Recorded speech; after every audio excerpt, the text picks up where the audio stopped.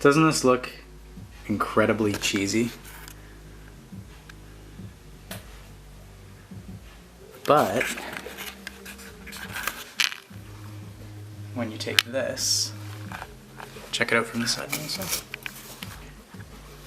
and you position the eyes right, and you throw the mask over top, looks a lot more scary.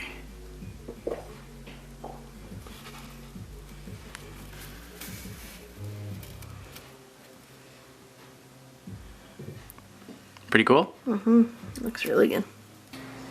Hey guys, welcome to another episode of Haunt Ventures with Melissa and Jason. So we made the mask and we're not going to use it for a half mask. We're actually going to use it for static prop. So it's going to go on top of this mannequin here, right on the face. And we're going to make about 10 of these and they're going to go in a hallway.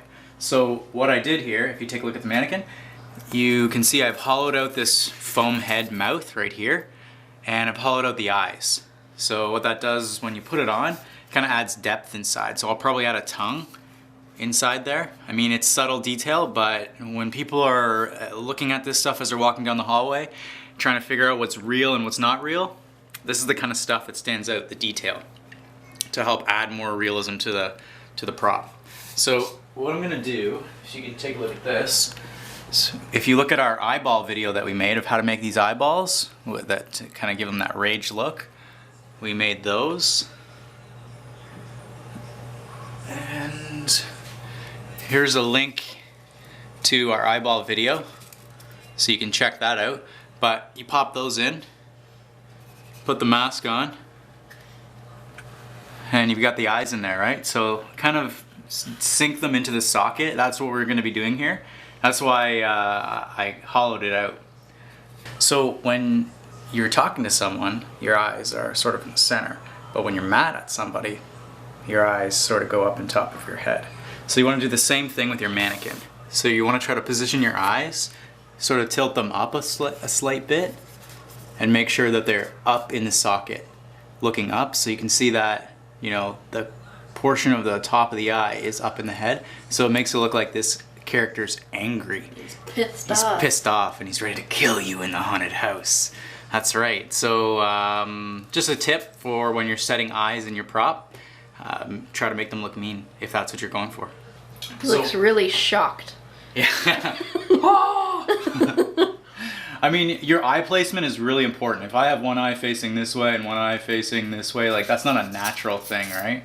So you really have to play around with your eyes when you're setting them in to make sure that they are perfectly in place the way you want them. Okay, so what I'm going to do to start off is I'm going to take this this sculpting clay. If you guys haven't seen this yet, here's the link to the sculpting clay video. Check that out after the video.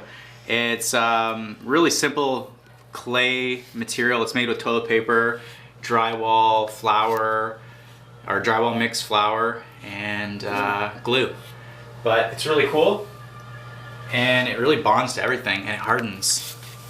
Hey Melissa, show them that one over there. Show the mannequin. That's like that's the first mannequin we've ever made, and we made that entirely out of this clay.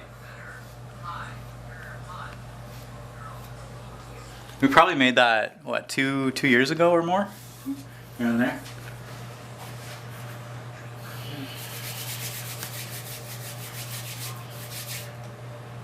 Okay, so I'm going to take these eyeballs and I'm going to just kind of sink them into this.